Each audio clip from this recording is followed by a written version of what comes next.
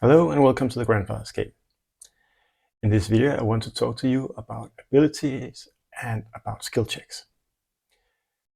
While combat is a very central part of the game for very obvious reasons, especially when you use miniatures, one thing that is very important in many role-playing games that does not receive the same attention, to my mind, are skills. And that's a shame, because skills are very important and they are defining for how we solve a lot of challenges in the game that do not pertain to combat. That is social interactions and feats of endurance and survival and exploration. And there have been a couple of different ways to look at skills throughout the different editions of Dungeons and Dragons. And I'm going to give you my take on skills and abilities and how I use them in my own game, the Avern Fantasy RPG. If you have not done so already, I suggest that you subscribe to this channel and press the notification bell so that you don't miss any of the future content, where I will be discussing both additional Dungeons & Dragons rules, and I will be doing some more dungeon adventure redesigns as I did here during the last month. Let's roll initiative and let's get started.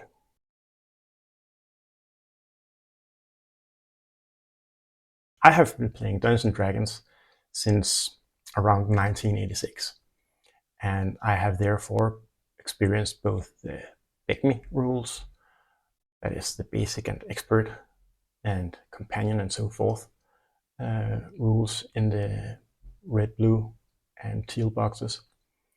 And I have played Advanced Dungeons & Dragons 2nd edition. I've played 3rd edition, 3.5, lots of 3.5 actually. And when Wizards of the Coast released 4th edition, I took a break from Dungeons & Dragons and instead started playing Pathfinder, because I thought that they had a better solution for many of the mechanics in the game than the 4th edition game had. And it's first within the last couple of years that I actually started to look at 5e once again. But my conclusion is that I want to do something that is all my own. And what I've done is that I have taken what I like from all the editions that I've played and trying to put them together into one system.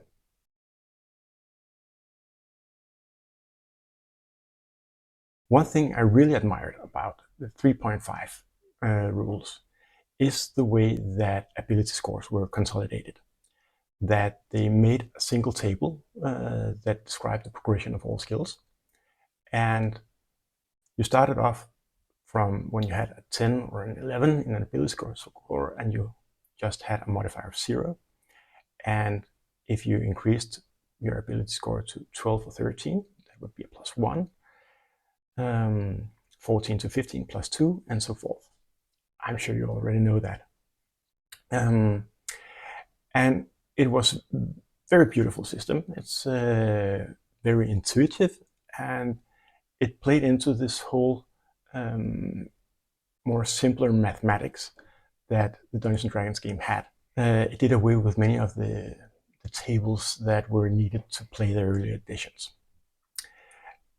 And for a long time, I thought that that was the way that I wanted to go. But then when I started making my own system, I also started looking at abilities. What abilities do I actually want in my game?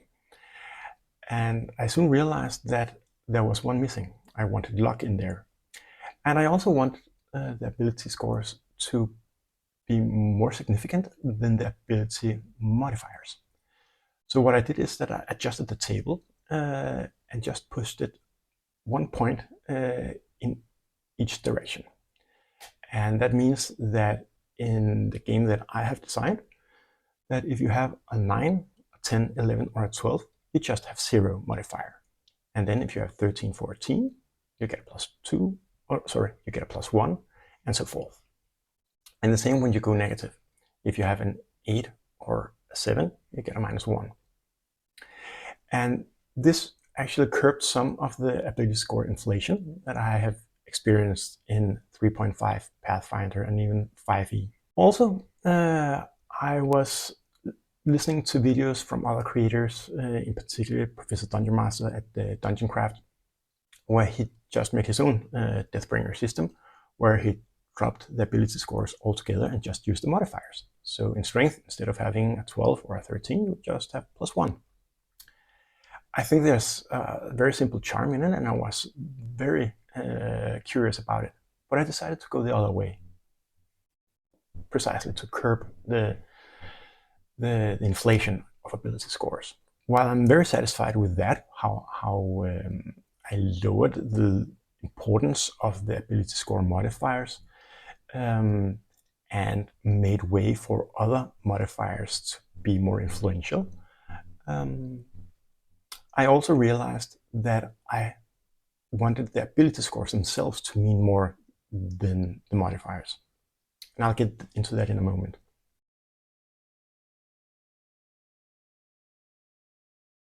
But before I get into that, I want to explain why I wanted to make this change. Because the way I see it, and also as Professor Dungeon Master has described in one of his videos,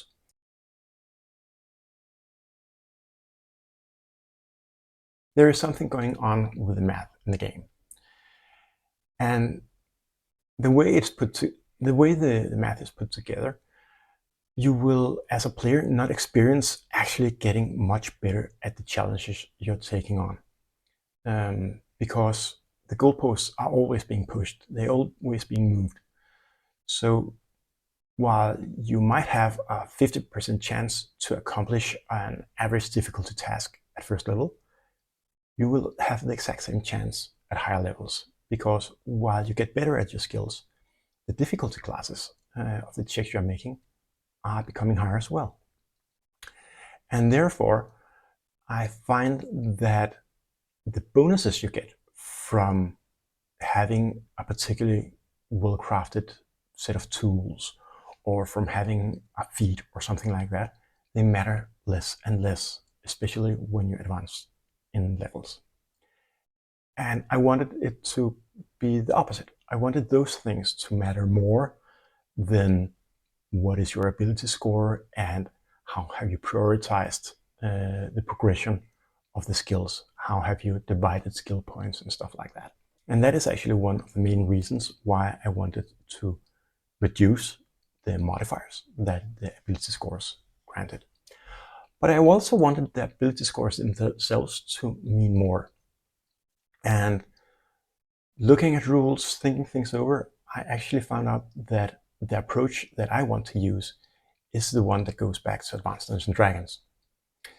That is, you have an ability score, like you have a 13 strength.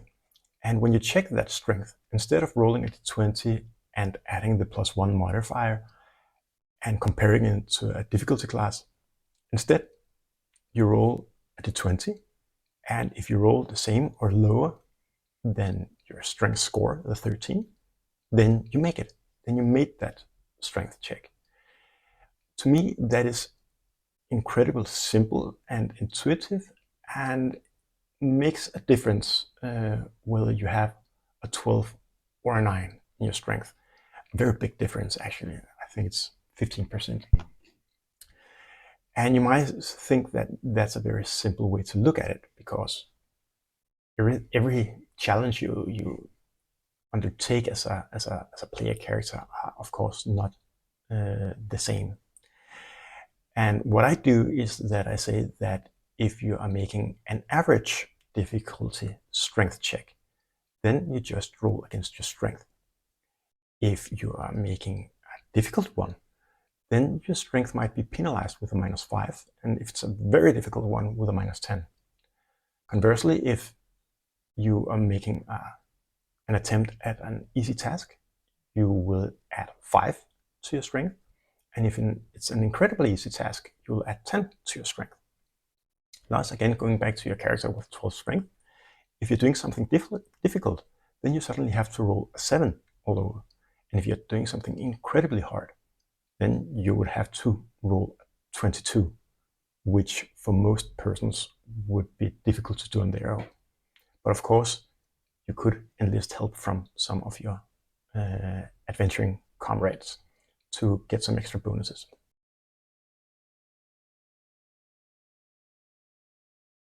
That's the way I went with abilities, and it's also the way I handle skills.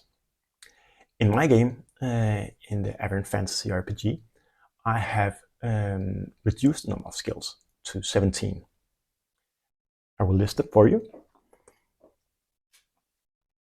These are acrobatics, arcana, athletics, craft, culture, engineering, healing, mercantile, mysticism, nature, perception, perform, profession, social, stealth, survival, and thiefcraft. And many of these skills accomplish many different tasks that you would normally have used 3 or 4 different skills for. For instance, thiefcraft will allow your character to pick pockets, to make forgeries, and make successful disguises or impersonations. And you could argue that you can also do that with a performance ability, and in my game that would be all right as well.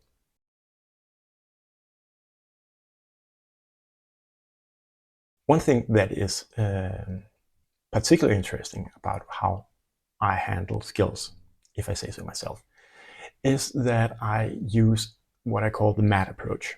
I use MAT skills. That means that they are multiple ability dependent. This is comparable to what they do in the Paranoia game, where you might have a skill that can be used in different ways.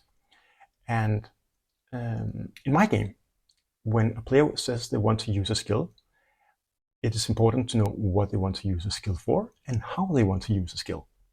For instance, the social skill can be used to seduce someone, to befriend someone, or to intimidate someone, or to discern if something is going on in a social setting that you're not aware of.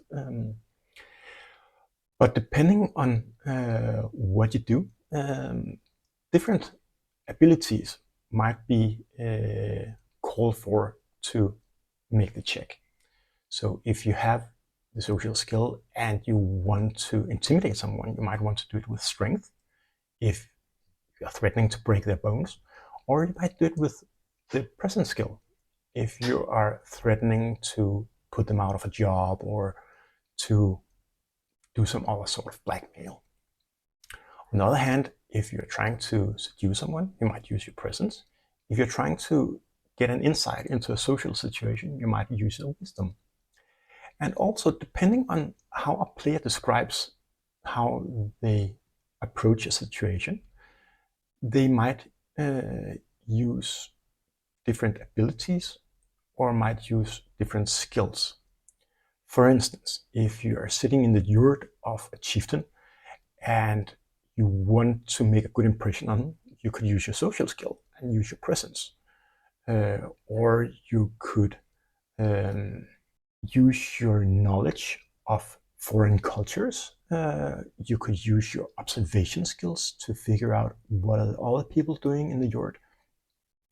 And in that way, you would be able to use different skills and different abilities to handle a situation. So in my game, one thing that is important is how the players want to handle a situation, rather than just saying, roll a diplomacy check and see if you make a good impression on the chieftain. While all the skills have an ability score or an ability tied to that skill, like stealth is governed by dexterity and social is governed by presence, what your players say that they're doing should inform the GM's decision when calling upon the skill check. The game master may ask the player to use their presence to roll a social check, or they might even ask them to use wisdom or intelligence or something else, depending on the situation and how the player characters are describing their approach to the challenge. And while making a check against an unmodified ability is what I call an average challenge. Just like ability scores, the players might undertake tasks that are easy, very difficult, very difficult, and you as a GM adjudicate whether they have a penalty or a positive modifier to their check.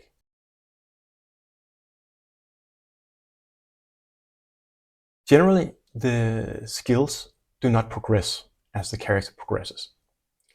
They remain the same because the ability modifiers do not change. What I have introduced, however, is that once per level, a character will get a skill improvement. Just 1 point that they can add to one of their skills to improve it. That way, a player might be able to, after a few levels, have 1 or 2 skills that they are particularly good at. But since the challenges themselves do not vary a lot, it will be much more significant to have these few improvement points than the old skill points were in Pathfinder or in 3.5. And likewise, if a character spends a feat to improve a skill, to get a +2 modifier or something like that, or if they acquire some masterwork tools that give a bonus, it will be much more significant than in previous games where there was this inflation of difficulties.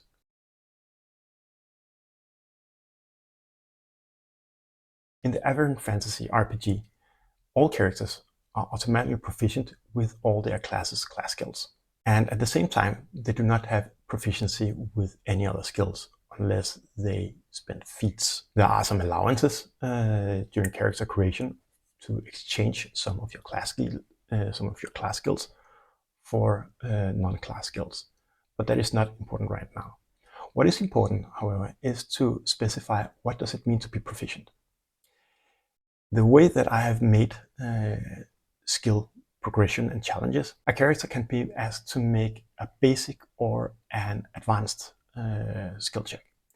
And if you're proficient, you will automatically be able to complete basic skill checks. You don't have to check for it. And you will only have to make checks for advanced skills. On the other hand, players that are not proficient are only allowed to make checks for basic skills and are not allowed to make checks for advanced skills. And thus there is a sort of hierarchy within the different skills of tasks that are easy enough for an untrained person to do and for a trained person to automatically complete, and other tasks that are extremely difficult and require training, and thus only a person with proficiency is allowed to check for it. In the rule set that I have made for the Avern Fantasy game, there are some examples underneath each skill that will give the GM an idea of what a character can do with and without proficiency.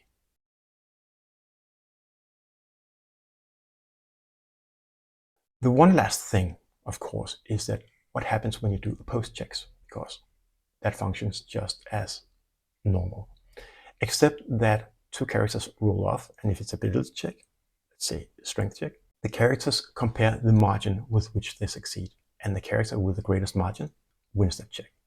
Thus, if you have 2 characters, one with a 12 and one with a 17 in strength, and they both roll 10, then one completed with a margin of +2, and the other with a margin of +7. And therefore, the character with the +7 wins. So that's easy enough. And even if none of the characters make their ability check, it's still the character with the greatest margin. That is, if one character has -5 and the other has -2, then the character with -2 on the margin wins over the one with -5. I hope that wasn't too convoluted. And the same mechanic works for skills.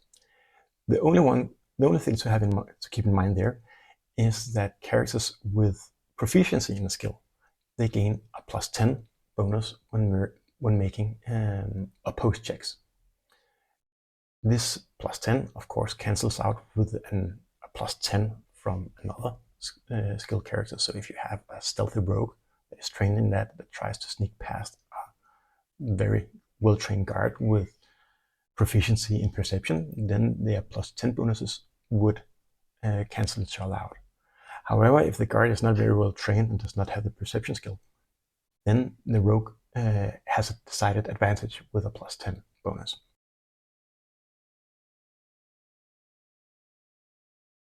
So this was my take on abilities and the math skills in the Avern Fantasy RPG, which of course are easily translatable into any version of Dungeons & Dragons, whether it's 5e or Advanced Dungeons & Dragons or 3.5. I think this system gives a lot of flexibility in that you don't have to have 25 different skills. You can just have 17 and you can do a lot with those 17 skills. And characters are free to make a lot of customization within that, in that they can choose not to have all the skills that are their class skills and might exchange some of them for other skills, or that they might acquire other skills later on, like spending feats, for instance, and that the different skills improve through the improvements, the skill improvements that I described earlier. Also, this doesn't move the goalposts on the players. They always know that their skills have a very static value. They do not devaluate as they increase in level because of the difficulty inflation. And when they get a +1 bonus, whether it's from a specially crafted masterwork pick, or if it's because they get a bonus from having been under the tutelage of a very skilled master, or they have taken a feat, those bonuses do matter. Even a +1 bonus is a 5% better chance at completing a task, and that doesn't devaluate as they gain levels. I would like to hear what you think about the way I handle skills and abilities in my game, and what your experiences are with different skill systems. If you like the contents of this video, press the like button, and if you have not done so already, remember to subscribe and press the notification bell. And by all means, leave a comment, as it helps me with the algorithm. I will make sure to add a link to my skill rules in the description of this video. And if you want to support my work, you can buy me a coffee in the link provided in the description. Until next time, keep slaying.